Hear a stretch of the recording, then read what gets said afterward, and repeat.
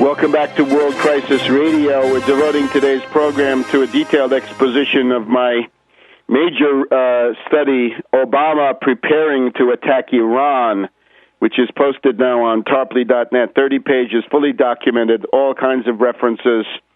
And I urge you to take a look at it. Put that at the top of your summer reading list if you're in that position.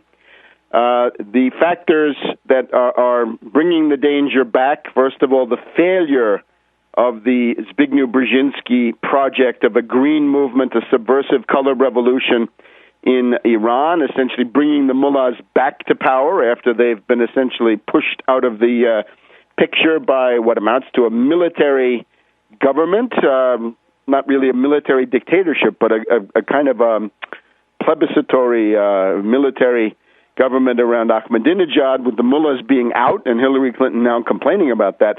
Second factor, the uncertainty of Russian policy. We're told by Newsweek and some other sources that a special policy memorandum about changing Russian foreign policy has been provisionally approved by President Medvedev.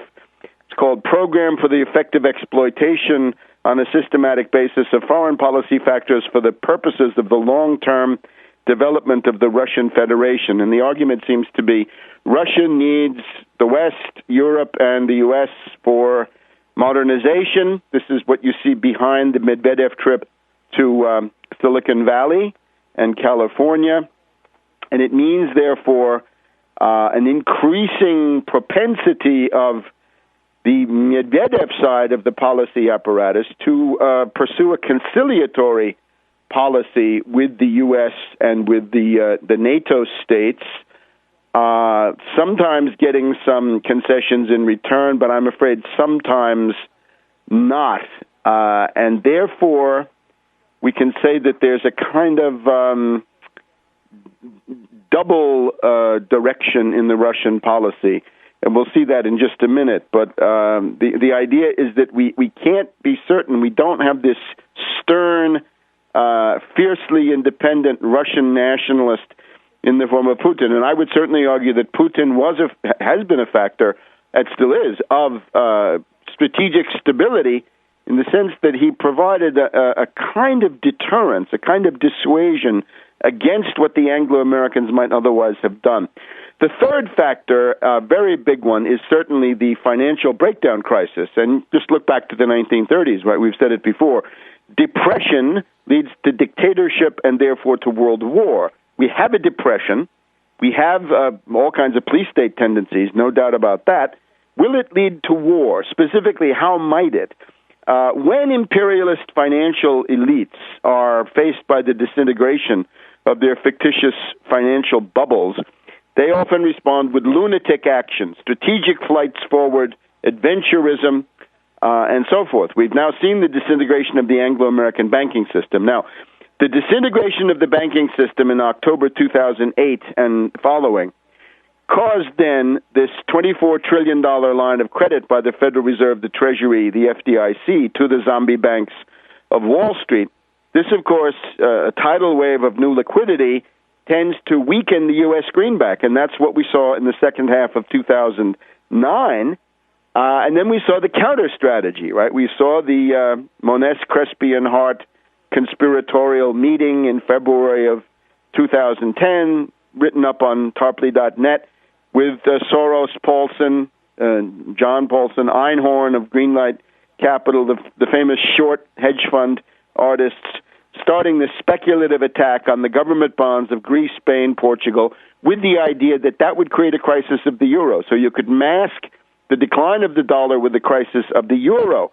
And we've seen that there was evidently a design for a blitzkrieg against the euro in the first months of, let's say, the spring of 2010 now, maybe May and June, for example, April, May, June, was supposed to be a blitzkrieg. It was supposed to lead to a panic flight out of the euro, the flattening of the euro, flight capital gone mad, essentially a run on the euro, parity and worse, losing 25, 30, 40% in a very short period of time.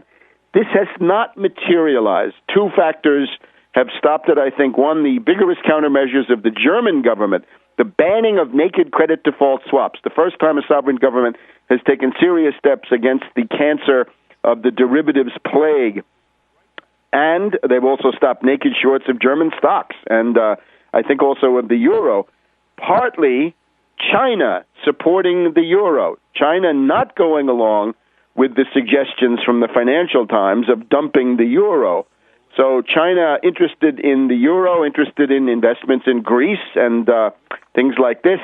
Result, the planned Anglo-American blitzkrieg against the euro has bogged down. It's failed. And, of course, when your blitzkrieg bogs down in the suburbs of Moscow, or even worse, the suburbs of Stalingrad, you're in an exposed position. So as long as the euro stays between $1.25 and $1.30, which is, again, where it is this week, the Anglo-American plan has failed. Now, the forces of depression remain. Those are the 1.5 quadrillion of bankrupt and kited derivatives that now find a new victim. That bankruptcy is there, that they demand loot. One way to feed the loot is to flatten Europe and feed that all into the derivatives meat grinder. But if you don't do that, it looks like it could be the yen. You can't rule it out, but probably the British pound or the U.S. dollar directly. Now, how can you solve that? Well, if you've tried attacking Europe through the means of speculation, and this was a strategic, coordinated attack. This was not the market. These were specific individuals in a conspiracy. No other word for it. The alternative is to attack in a different way, and that, of course, is this idea. We've seen it from 1973 on. The idea is that you create a war in the Middle East, a big strategic crisis in the Middle East. This tends to interfere with oil flows. 1/3 of the world's oil still comes out of the Straits of Hormuz, and if you get a crisis going in the Gulf, that hits Europe, it hits Japan, it hits China, U.S., it hits less. But above all, if you can drive up the price of oil to $500 a barrel, or $1,000 is even better, then you get a tremendous demand for dollars. The dollar overhang, this $24 trillion credit line that was extended to Wall Street, you can soak that up.